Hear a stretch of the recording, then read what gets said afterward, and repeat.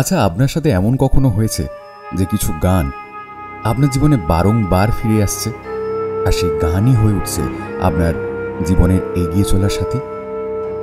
আপনার সাথে না হলেও আজকের আমাদের গল্পের প্রধান চরিত্র তমাল ও তার বন্ধুদের সাথে কিন্তু এমনটাই হয়েছে। তাহলে চলুন শুনে নেওয়া যাক আমাদের আজকের নিবেদন, লেখিকা পায়েল গুহর কলমে রাঙামাটির পথ।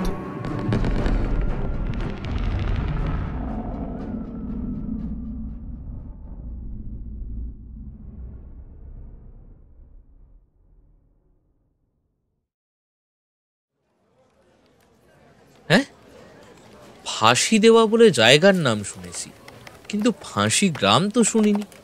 এটা আবার কোথায়? কিছুটা বিরক্তি ভরেই কথাটা বলে ওঠে তমাল। তমাল বাংলার এক লিডিং নিউজ চ্যানেলে কাজ করে। সামনেই কালী পুজো, ভূত চতুর্দশী উপলক্ষে বিভিন্ন ভুতুরে জায়গা থেকে লাইভ করার একটা অ্যাসাইনমেন্ট দেওয়া হয়েছে। বিভিন্ন রিপোর্টার বিভিন্ন জেলায় যাচ্ছে, এতে সমস্যা নেই, কিন্তু তমালকে যে জায়গায় যাওয়ার জন্য বলা হচ্ছে সেই জায়গাটার নাম সে কোশমিন কালেও শোনেনি। ওর সাথে যে ক্যামেরা পার্সন যাবে, অর্থাৎ রথিজিৎ, বলে ওঠে, আরে পুরুলিয়ার সাইডে ওই কলমি নদী পার করে একটা গ্রাম। কলমি তো শাক জানতাম, নদীও আছে বুঝি? বাবা, কোন আজপাড়াগায় পাঠাচ্ছেন স্যার? প্রশ্নটা করে ওদের সিনিয়র এডিটর সুপ্রকাশ ঘোষালকে।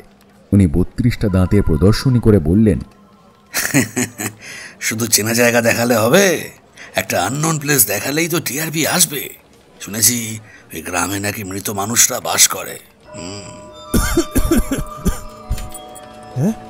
রথিজিতের একটা বড়সড় বিষম আর তমালের ভূতে ভাঁজ পড়া দেখে সুপ্রকাশ হেসে বললেন, শুধু তাই নয়, শোনা যায় দিনের বেলাতেও গোটা গ্রাম শুনশান থাকে, রাতে নাকি গ্রামের আশেপাশের জঙ্গলে ঝুলন্ত অবস্থা থেকে গ্রামবাসীরা ঘরে ফিরে আসে। মানে গোটা গ্রাম সারাদিন গলায় দড়ি দিয়ে ঝোলে, রাত নামলে জলজ্যান্ত করে। সম্পূর্ণ পরিত্যাজ্য গ্রাম, কেউ যায় না ওই গ্রামে। বেসিক্যালি কোনো কারণে রাতারাতি নাকি গ্রাম শুদ্ধ লোক গলায় দড়ি দিয়েছিল। তারপর থেকে তাদের আত্মা ঘুরে বেড়ায় ওই গ্রামে। গ্রাম সংলগ্ন বনটার নাম ওই জন্য ফাঁসির বন। ওই বনে গেলে নাকি কঙ্কাল চলতে দেখা যায়। পুরোটা শুনে একটা বড় দীর্ঘশ্বাস ফেলল তমাল। অপরদিকে রথির মুখ শুকিয়ে আমসি। তমাল যেতে আপত্তি করল না। একই রকম রাজনৈতিক কভারেজ করতে করতে হাঁপিয়ে গিয়েছে সে। কে দলে থেকে কাজ করতে পারছে না, আবার কে বেশি কাজ করে নিয়ে নিজের আখেরটা গোছাতে ব্যস্ত, এসব তার আর ভালো লাগছে না। তমালের ভূতটুতে অত বিশ্বাস নেই, ওর কাছে এটা একটা সুযোগ ঘুরতে যাওয়ার। আর এদিকে রথি ছোট থেকেই কোনো কিছুতে ভয় পায় না, একমাত্র ভূত ছাড়া। কিন্তু যাবে না সেটা বলার সাহসও নেই। কম্পিটিশনের যুগ বস, মরতে বললেও সেই সুযোগ অন্যের হাতে দিয়ে দেওয়া মানে হেরে যাওয়া। ওরা সব লোকেশন শুনে নিয়ে সুপ্রকাশের কেবিন থেকে বেরোবে, হঠাৎ পিছন থেকে সুপ্রকাশের ডাক শুনে দাঁড়িয়ে পড়ে।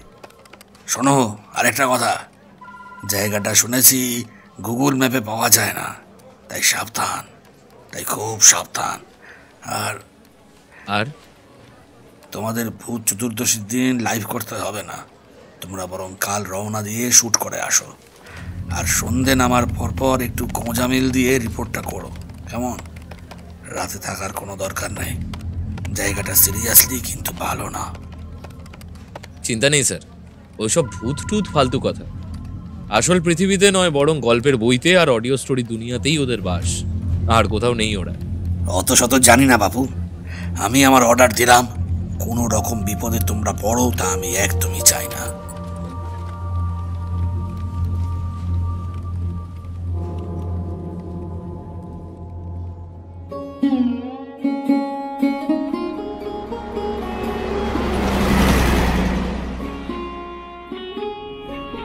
কাকতালীয়ভাবে গাড়ির সাউন্ড সিস্টেমে বাজা গানের সাথে ওদের সংবাদ মাধ্যমের গাড়িটাও লাল মাটি উড়িয়ে এগিয়ে চলেছে গ্রাম্য পথ বেয়ে।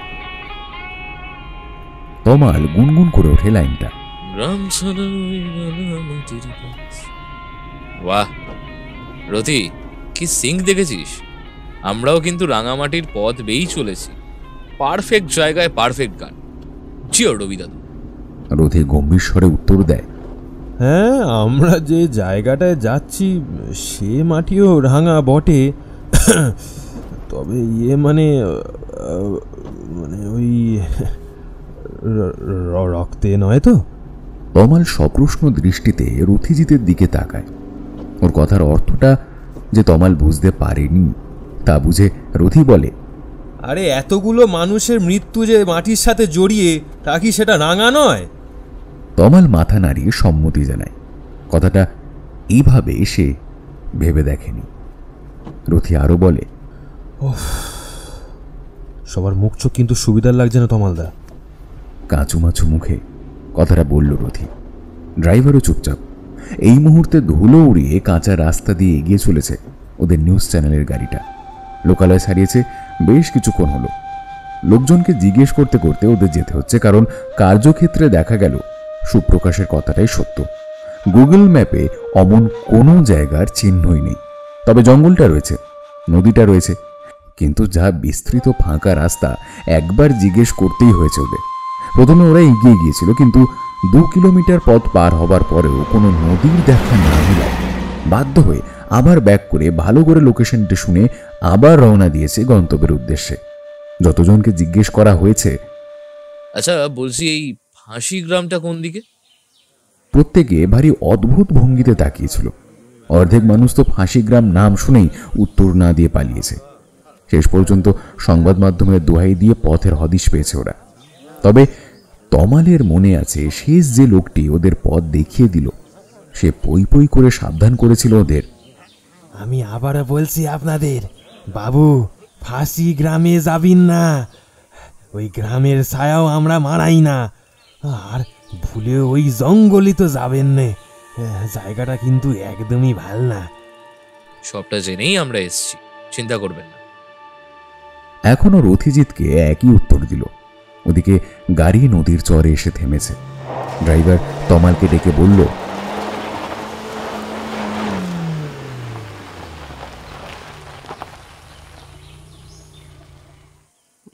তমালদা, এ গাড়ি আর এগোবে না, এইটুকু হেঁটেই যেতে হবে। মার গেড়েছে, আবার হাঁটতে হবে? বেশ, দেখি তো। বলে গাড়ি থেকে নেমে তমাল দেখল নদী প্রায় শুকনো। মাঝখান দিয়ে জলের সরু রেখা বয়ে চলেছে, তা পায়ে হেঁটে পার করা যাবে। খাঁখা রোদ পুরো চর জুড়ে খেলে বেড়াচ্ছে। এখন ঘড়িতে 3:30 বাজে। রোদ পড়তে যদিও বেশি সময় বাকি নেই। বহু দূরে সবুজের একটা যেন রেখা দেখা যাচ্ছে। ওটাই ওদের গন্তব্য। তমাল আর রথিজিৎ কাঁধে ব্যাগ ঝুলিয়ে হাঁটা দেয়। পিছন থেকে ভেসে আসে, দাঁড়াও তমালদা, এই আমিও আসি। এই সুযোগে একবার যদি ভূত দর্শনটা।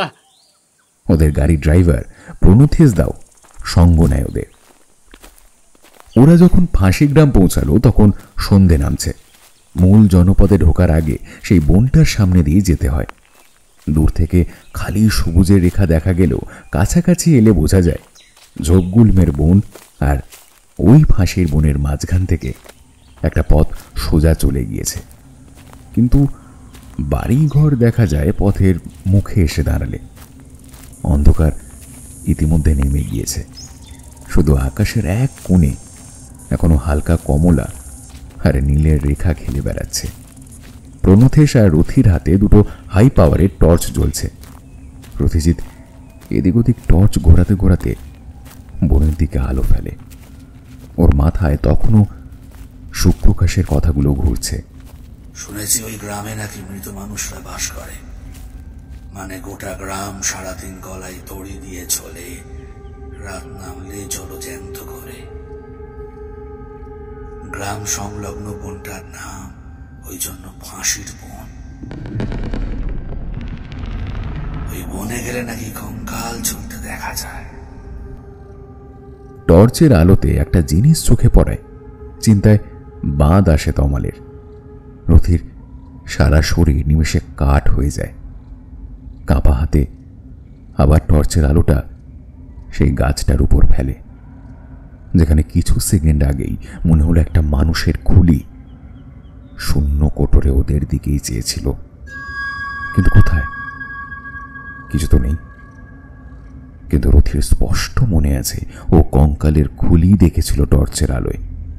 হঠাৎ নিজের কাঁধে একটা হাতের স্পর্শ পেয়ে প্রচন্ড চমকে বলে চিৎকার করে উঠে দুপা লাফিয়ে সরে যায়। আকস্মিকভাবে রথির এহেন চমকে ওঠা দেখে তমালও চমকে ওঠে। আরে আমি তমাল। আশ্বস্ত করার চেষ্টা করে সে। ওদিকে রথি ততক্ষণে বুকে হাত রেখে হাঁপাচ্ছে। বেচারা সত্যি বেজায় ভয় পেয়ে গিয়েছিল। এখন মনে হচ্ছে বুকের মধ্যে কেউ যেন হাঁপড় পেটাচ্ছে। প্রণতিশ দাও হাসতে হাসতে তমালের পাশে এসে দাঁড়ায়। তমাল প্রণতিশ দার উদ্দেশ্যে বলে ওঠে, জাস্ট একবার দেখো কত বীর পালোয়ানকে সঙ্গে করে এনেছি। এই রথি, এখন তোর এই অবস্থা, রাত বাড়লে কি করবি? তারানাথের নাম জপ। রথিজিৎ একেই নিজেকে সামলানোর চেষ্টা করে চলেছে, তখন তার মধ্যে আবার রাতের কথা শুনে আরও একবার তার হৃৎপিণ্ডটা ট্র্যাপিজ প্লেয়ারের মতন ডিগবাজি খেল। রাত? রাতটাও এখানে থাকবো নাকি? তমালের ঠোঁটের কোণে হালকা দুষ্টুমির হাসি খেলে যায়। ভাবছি রাত্রে এখানেই কাটিয়ে যাব। এমন একটা জায়গায় রাত কাটানোর মজাটা ভাবতে পারছিস? কি অ্যাডভেঞ্চারাস হবে ভাবতো জাস্ট। অ্যাডভেঞ্চারাস? কিছুক্ষণ আগের দৃশ্যটা রথিজিতের চোখের উপরে ভেসে ওঠে। তারপর আমতা আমতা করে বলে, বস কিন্তু তাড়াতাড়ি কাজ সেরে ফিরে যেতে বলেছিল। জায়গাটা নাকি ভালো না। তমাল সশব্দে হেসে ওঠে। এখানে মানুষ থাকলে আমি মেনে নিতাম এই জায়গাটা আনসেফ হলেও হতে পারে, কিন্তু যেখানে মানুষের ছায়াটুকু নেই সেখানে কোনো রকম বিপদ হতে পারে বলে আমি বিশ্বাস করি না। মানুষের থেকে বিপজ্জনক আর কিছু আছে নাকি এই পৃথিবীতে? হ্যাঁ? রথিজিৎ কিছু বলে না। একটু আগে কি দেখেছে সেটাও সে চেপে যায়। বেকার নিজেকে হাসির খোরাক বানিয়ে কি লাভ তার? ইতিমধ্যেই যথেষ্ট বানিয়ে ফেলেছে। কথা বলতে বলতেই গ্রামের দিকে পা বাড়িয়েছে তিনজনে। হাঁটতে হাঁটতেই রথির দিকে তাকায় তমাল। বেচারা রথিজিতের চুপ করে যাওয়া থমথমে মুখটা দেখে নরম হাসে সে। তারপর বলে, চিন্তা নেই রে, কাজ সেরেই ফেরার পথ ধরবো। এমন অন্ধকারের মধ্যে কে থাকবে ভাই? গ্রামটায় যে সত্যি লোকজনের আনাগোনা হয় না তা দেখেই বোঝা যাচ্ছে। বাড়িগুলোর অবস্থা ভূতের মতন। দরজা জানলার কপাট ভাঙা, ঝড় জলে ক্ষয়ে ক্ষয়ে কঙ্কালের মতন শূন্য কোটর দিয়ে যেন ওদেরকে দেখছে। পিছনে নদীর চরটাকে পুরো তেপান্তরের মাঠ মনে হচ্ছে। রথিজিৎ ক্যামেরা বের করে স্টিল ফটোগ্রাফ নিচ্ছে। তমাল বলে ওঠে, চল কাজে লেগে পড়ি ভাই। রথিও মাথা নাড়িয়ে ক্যামেরা বের করে নেয়। প্রণতেশ রথির সহযোগীর ভূমিকা নেয়। ব্যাগপত্র হাতে নিয়ে ওদের দেখতে থাকে। ক্যামেরা অন হতেই তমাল বলতে শুরু করে, আমরা এমন একটা গ্রামে বর্তমানে রয়েছি যাকে সাক্ষাৎ মৃত্যুপুরী বললেও অত্যুক্তি হবে না। সামান্যতম প্রাণের হদিশ নেই এখানে। নিজের পক্ষে সামান্য জোনাকিও দেখতে পাইনি আমরা। শোনা যায় রাতারাতি এই গ্রামের সমস্ত লোকেরা নাকি আত্মঘাতী হয়েছিল। কি কারণে সবাই নিজেদের প্রাণ বিসর্জন দিয়েছিল তা জানা যায় না, কিন্তু তাদের ফেলে যাওয়া প্রতিটা ঘর, ঘরের জানলা, উন্মুক্ত দরজা যেন আজও তাদের অপেক্ষায়। যেভাবে ফেলে গিয়েছিলেন তারা সেইভাবেই আজও রয়ে গিয়েছে। শুধু মাঝখান থেকে ভৌগোলিক মানচিত্র থেকে হারিয়ে গিয়েছে একটি জনপদ।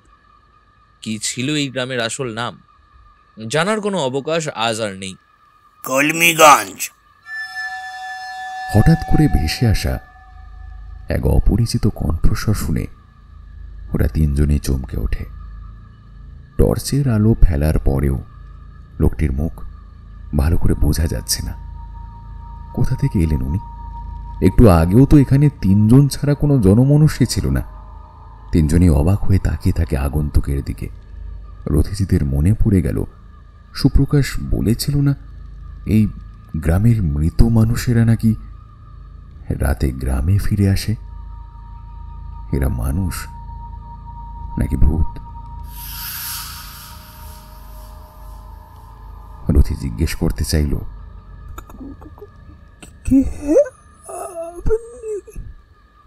কিন্তু অনুভব করল ওর গলা শুকিয়ে কাঠ হয়ে গেছে।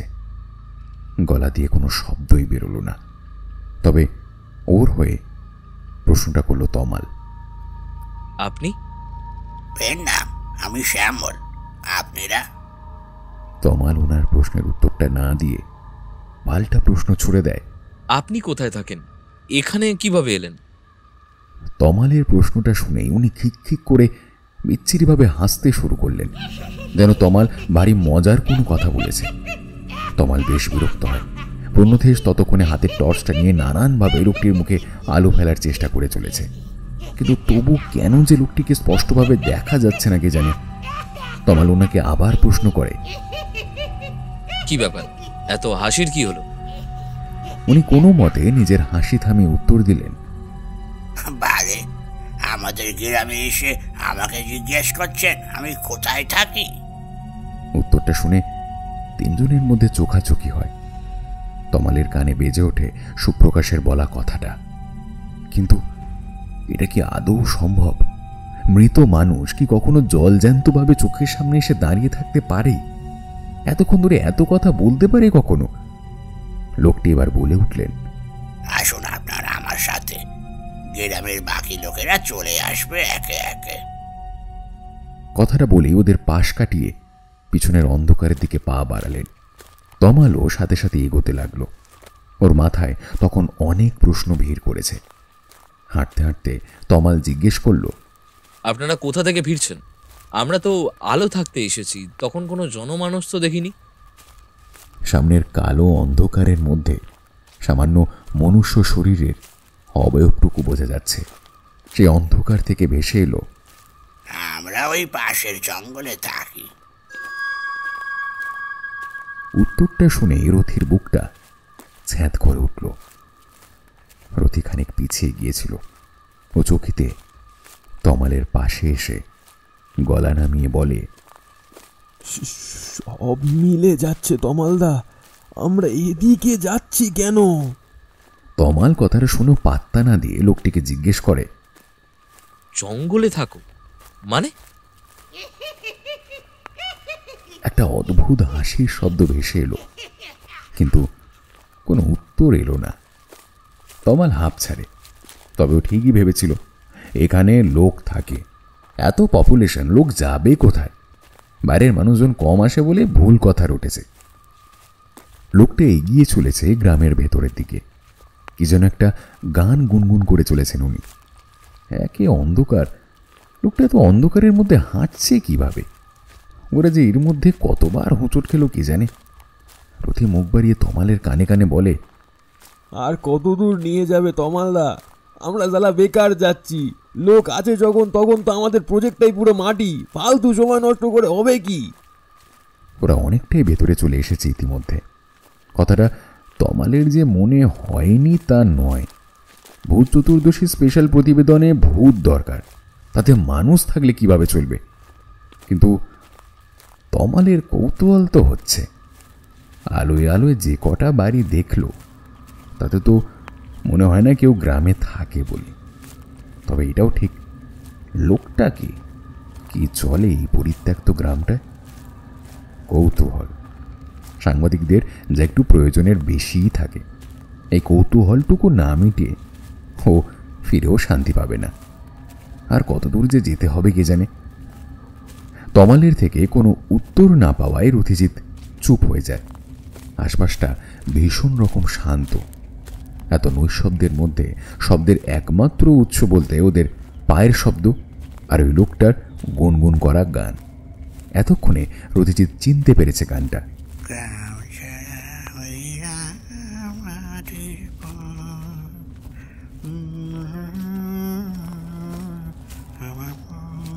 রথিজিতের ভাবনার সূত্র ছিন্ন হলো লোকটির কথায়।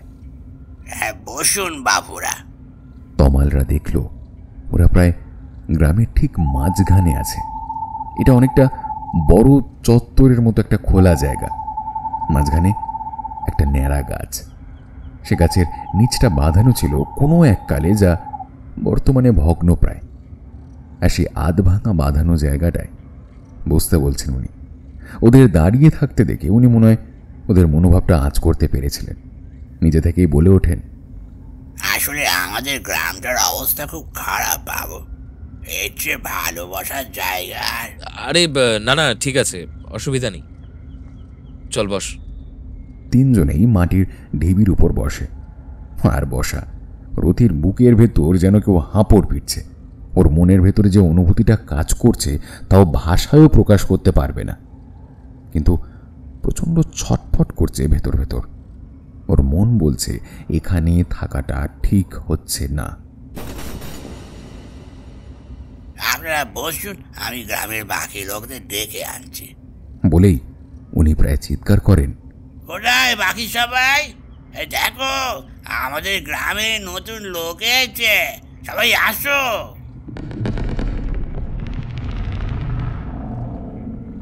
চোখের নিমেষে ওরা দেখল পিলপিল করতে করতে কিছু মানুষ এসে জুড়ল। একদম চোখের নিমেষে তমাল এই প্রথমবার একটু থতমত খেল। ওদের কাছে যে টর্চের আলো আছে তাতে কারোর মুখ দেখা যাচ্ছে না অদ্ভুতভাবে, কিন্তু অবয়বগুলো দেখা যাচ্ছে। কে মহিলা কে পুরুষ তা শরীরী অবয়ব দেখে আন্দাজ করা যাচ্ছে, কিন্তু এত মানুষ এত নিঃশব্দভাবে এলো কিভাবে? মনে হলো যেন চোখের নিমেষে হাওয়ায় ভেসে চলে এলো। অন্ধকারে গড়া অবয়বগুলো এক নজরে তাকিয়ে রয়েছে মনে হচ্ছে। কারো চোখ দেখা যাচ্ছে না, কিন্তু প্রত্যেকের নির্নিশেষ শীতল চাউনি ওরা প্রত্যেকে অনুভব করতে পারছিল।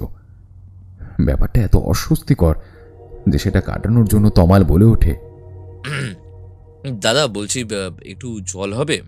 প্রণথিসদা একটু অবাক হয়। জল তো ব্যাগেই আছে, তবে আবার জল চাইছে কেন তমাল?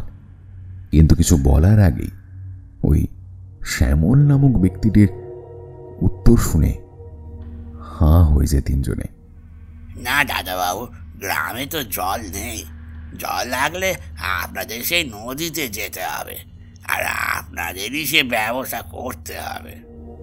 তিনজনেই একবার একে অপরের দিকে চোখ চাওয়াচাই করে। রথিজিৎ গলার স্বর খাদে নামিয়ে বলে, এরা আদেও মানুষ তো তমালদা? জল না খেয়ে থাকে কিভাবে? তমাল প্রশ্নটা মুখ খুলে করেই বসে। আপনারা জল ছাড়া থাকেন কিভাবে? অন্ধকার অবয়বদের মধ্যে থেকে একজন উত্তর দেয়, আমাদের জল লাগে না। মানে? ও আপনারা বুঝবেন না। বুঝবো না মানে? এটা তো সিরিয়াস ইস্যু। জল ছাড়া আপনারা থাকেন কিভাবে?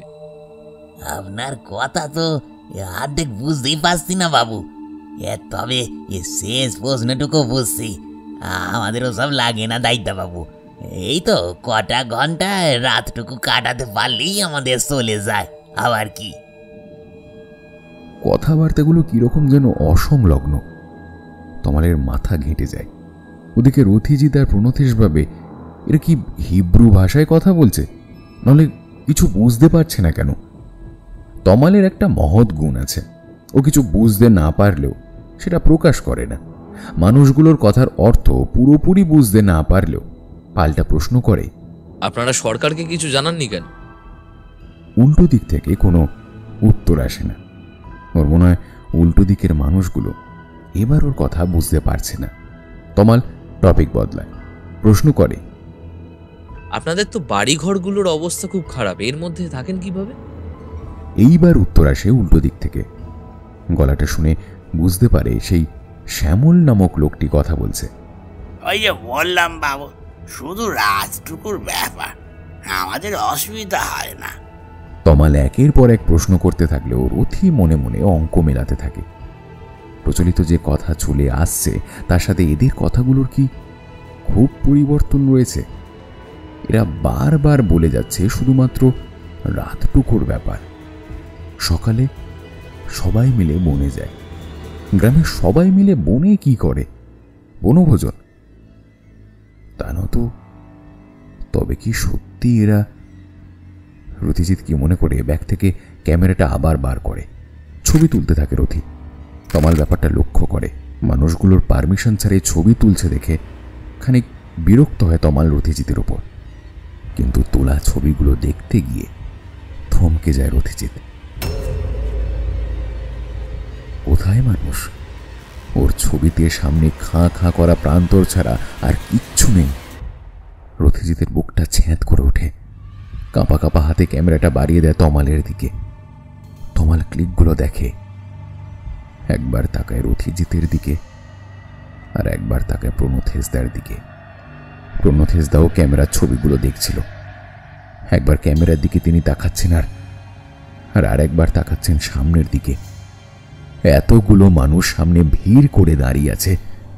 কোথায়? ছবিতে তো সামনেটা ফাঁকা। এটা কিভাবে সম্ভব? প্রণথেজদার মনটাও খচখচ করছিল। এবার অনুভব করে শির দ্বারা বেনামা শিরশিরানিটা, শরীরটাকে যেন কেউ বরফ করে দিয়েছে। বুকটা হিম হয়ে ওঠে। তমাল বহুবার ভূতের গল্প শুনেছে বটে, কিন্তু কখনো বিশ্বাস করেনি, কখনো অলৌকিক কোনো অনুভূতি অনুভবও করেনি। তাই ভয়ের অনুভূতিটা সঠিকভাবে ওকে গ্রাস না করলেও অবাক হয় ও। সব সময় সবকিছু যুক্তি দিয়ে ভাবার চেষ্টা করা তমাল এই প্রথমবার ভয় পায়। মাঝে বেশ কিছুটা সময় পার হয়ে গিয়েছে। পরিস্থিতিটা ভারী অদ্ভুত। ক্যামেরায় মানুষগুলোর কোনো রকম অস্তিত্ব প্রকাশ না পাওয়ার ব্যাপারটা রথিজিতের মনে যথেষ্ট চাপ ফেলে। ও হঠাৎ করে অজ্ঞান হয়ে যায়। তারপর তমাল জল বের করে ব্যাগ থেকে, চোখে মুখে ছিটিয়ে কোনো মতে রথির জ্ঞান ফেরায়।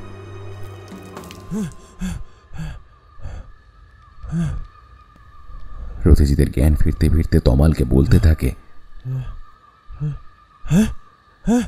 এই তমালদা, তমালদা, তমালদা, প্লিজ প্লিজ এখান থেকে চলো তমালদা, তমালদা প্লিজ প্লিজ, এরা শালা কেউ মানুষ নয় তমালদা, তুমি প্লিজ চলো না এখান থেকে। এ তমালদা, এ তমালদা, চলো না তমালদা, তমালদা, আমরা এখান থেকে চলে যাওয়ার দরকার আমাদের এখান থেকে, প্লিজ তমালদা, চলো চলো চলো। তমালের কাঁধে হাত রেখে বলে, আমাদেরও মনে হয় এখান থেকে যাওয়াটাই উচিত। আমাদের এটা মনে রাখা উচিত যে এখানে এর আগে যতজন মানুষ এসেছে তারা কিন্তু কেউ বেঁচে ফেরেনি। তমালের মনও সায় দেয়। ইতিমধ্যে তমালরা অনুভব করেছে ওদের আশপাশে ছায়ামূর্তির সংখ্যা বৃদ্ধি পেয়েছে। তাদের কারোরই মুখ দেখা যাচ্ছে না, কিন্তু তাদের অস্তিত্ব অনুভব করতে পারছে। তমাল আর কোনো রকম কথা না বাড়িয়ে অদৃশ্য মানুষগুলোর উদ্দেশ্যে বলে, আমাদের মনে হয় এবার ফিরে যাওয়া উচিত। ওরা তিনজনেই ততক্ষণে উঠে দাঁড়িয়েছে। আমরা তো এই গ্রামটা সম্বন্ধে শুনে দেখতে এসেছিলাম, ব্যাস এবার আমাদের ফিরে যাওয়া উচিত আশা করছি। উল্টো দিক থেকে হাসির রোল ওঠে। একদলা অন্ধকারের মধ্যে থেকে একসাথে এতগুলো মানুষের অদ্ভুত সুরেলা হাসির শব্দ অনুরণিত হতে থাকে। তমালের বুকটা ছ্যাঁত করে ওঠে। রথিজিতের মনে হয় ও আবার অজ্ঞান হয়ে যাবে, কিন্তু মনের সমস্ত জোর জড়ো করে নিজেকে সামলায়। এখন জ্ঞান হারালে চলবে না, যেভাবেই হোক এই মৃত্যুপুরী থেকে পালাতেই হবে। রথিজিৎ কাঁপা কাঁপা গলায় বলে, তিনজনে আর সময় নষ্ট করে না, চটজলদি ব্যাগ হাতে তুলে ছুটতে শুরু করে। ওরা শুনতে পায় পিছন থেকে কিছু একত্রিত কণ্ঠস্বর ভেসে আসছে। তারা বলছে,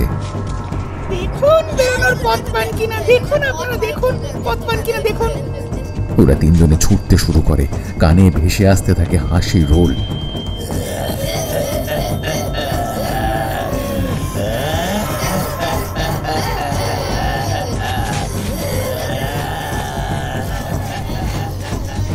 ওরা তিনজনে কতক্ষণ ধরে যে ছুটে চলেছে তা ওরা নিজেরাও জানে না।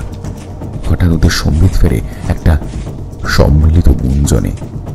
অনেকে মিলে একসাথে কোন একটা সুর গুনগুন করছে, খুব চেনা একটা সুর।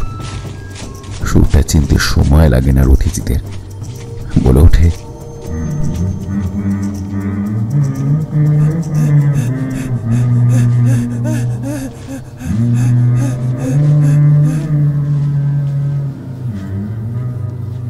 গ্রাম ছাড়া ওই রাঙামাটির পথ, শালা আবার। এতক্ষণে তিনজনেই খেয়াল করে ওরা আবার এসে দাঁড়িয়েছে সেই মরা গাছটার সামনে, যে গাছটার বাঁধানো গোড়াটা ভাঙা ছিল যেখানে ওরা বসেছিল আর যেখান থেকে ওরা পালানো শুরু করে। হাঁপাতে হাঁপাতে রথিজিৎ বলে ওঠে, এ কি, আমরা তো আবার আবার একই জায়গায় এসে দাঁড়ালাম। টর্চের আলো ফেলে চারপাশটা বোঝার চেষ্টা করে কোন পথ দিয়ে এসেছিল ওরা, কিন্তু ওদের মনে হয় টর্চটার আলো যেন কোনো অন্ধকার দেওয়ালে লেগে বাধা পাচ্ছে, যেন এই বিশ্ব চরাচরে অন্ধকার সাগরের মাঝে দাঁড়িয়ে থাকা একমাত্র দ্বীপ হলো এই গাছটা।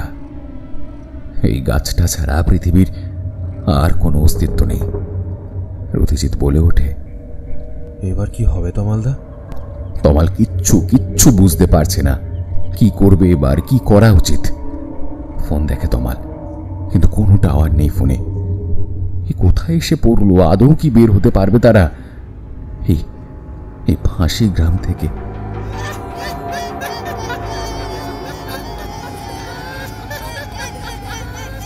তমালের চিন্তা সূত্র ভেঙে যায় সম্মিলিত হাসির শব্দে, যেন একদল মানুষ যেন ওদের অবস্থা দেখে বেজায় মজা পাচ্ছে। ওরা যে কতবার পাক খেলো তা ওরা নিজেরাও জানে না, কিন্তু প্রতিবার প্রতি বাঁক পেরিয়ে ওরা এসে পৌঁছাচ্ছে এই এক জায়গায়, একই গাছের তলায়। শেষ পর্যন্ত এই গাছের নিচে বসেই পড়ে তিনজন। ব্যাগ ছুঁড়ে ফেলে রথিজিৎ বলে ওঠে, শালা ক্যামেরাটাও গেল, এই জন্য আমি আসতে যাইনি। টিআরপি শালা, না এবার আড়াইপি হও। তমালেরও অসহায় লাগছে। বরাবর চ্যালেঞ্জ নিতে ভালোবাসে, কিন্তু কখনো এমন বিপদে পড়বে ভাবতে পারেনিও। এর চেয়ে পলিটিক্যাল কভারেজ করা ঢের ভালো। ভোটের সময় মারামারিতে দুঘা খাওয়ার ভয় থাকলেও বেঁচে ফেরার পথ খুঁজে পাওয়া যায়।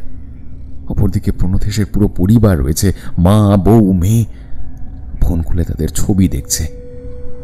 সে মনে হয় আশাই ছেড়ে দিয়েছে। এখান থেকে বেরোনো অসম্ভব। এখান থেকে আজ অবধি কোনো জীবিত মানুষ ফিরতে পারেনি, ওরা কেন পারবে? এজন্য সব জায়গায় রহস্য উদ্ঘাটনের চেষ্টা করতে নেই। এ পৃথিবীতে কিছু নিষিদ্ধ জায়গা থাকে, আর সেই নিষেধ মানতে হয়। তাদের ভিতরের অসহায়তা যেন জলের রূপ নিয়ে গাল বেয়ে গড়িয়ে পড়ে। এক অনাবিল নিস্তব্ধতা চারিদিকে, ততোধিক গাঢ় অন্ধকার। এই অসহ্য নিস্তব্ধতা ভেঙে প্রথম তমাল কথা বলে ওঠে, আমার মনে হয় দিনের আলো ফোটা অবধি আমাদের অপেক্ষা করা উচিত। এটা যদি অশরীরী হয় তবে। যদি? তুমি এখনো যদি বলবে? এত কিছু চাক্ষুষ করার পরেও তোমার মনে হচ্ছে শালা যদি অশরীরী? না, সেটা বলতে চাইনি।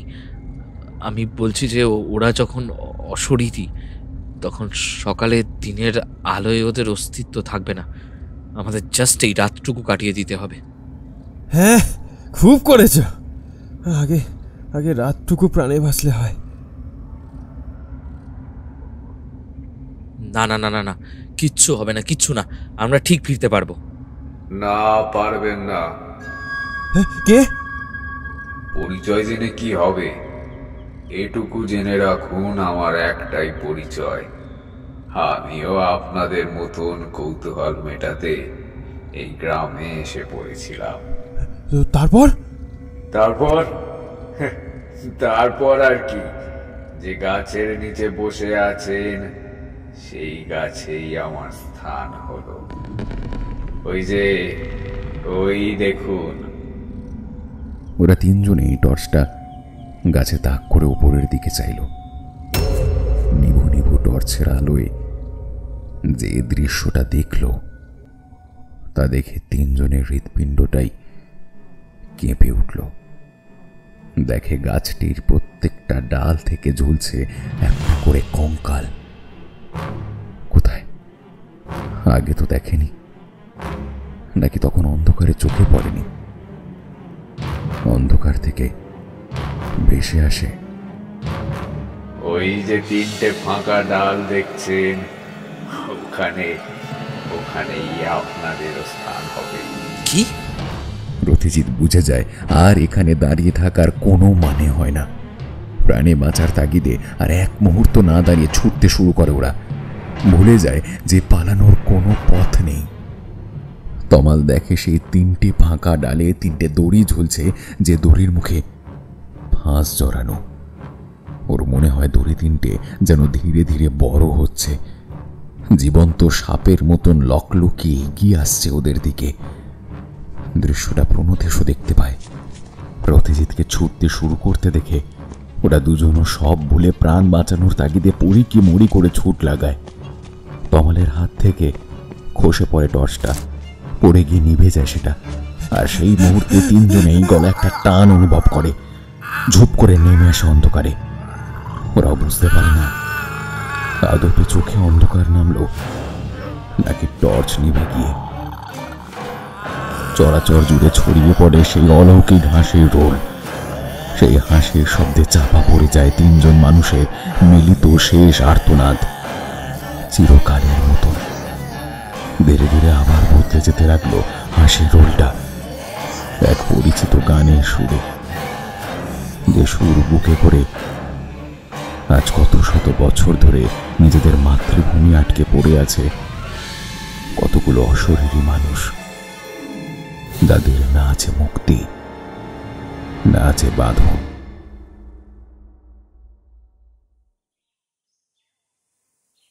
2 বছর পর লক্ষ্মী পুজোর পরের দিন সকাল। রক্তিম সকাল সকাল ব্রেকফাস্ট সেরে ল্যাপটপটা কোলে নিয়ে বসেছে। সকাল থেকে খুব এক্সাইটমেন্ট হচ্ছে রক্তিমের। আজ থেকে ওদের কালী পুজোর বিভিন্ন সেগমেন্টগুলো যা লাইভ হবে তার কাজ শুরু হবে। দেখতে দেখতেই দিন পার হয়ে যাবে। পুজোর আবহে রাজ্যে পলিটিক্যাল কচকচানি খানিক কম।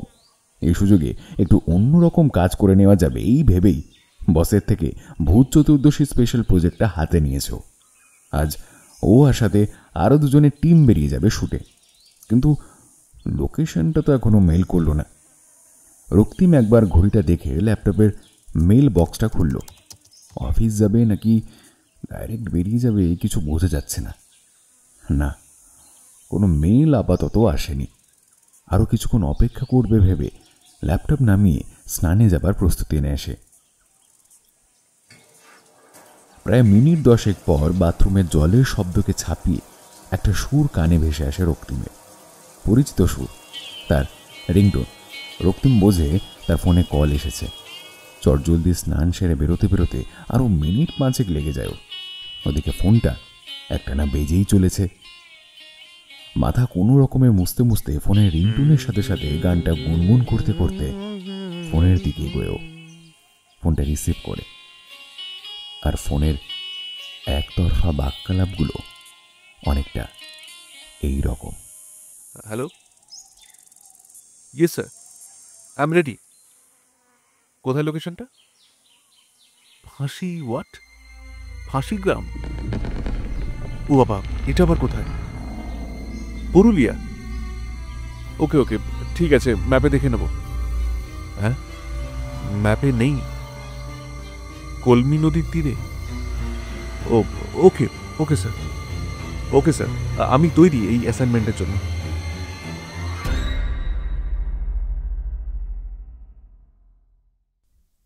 শেষ হলো আমাদের আজকের গল্প, লেখিকা পায়েল গুহর কলমে রাঙা মাটির পথ।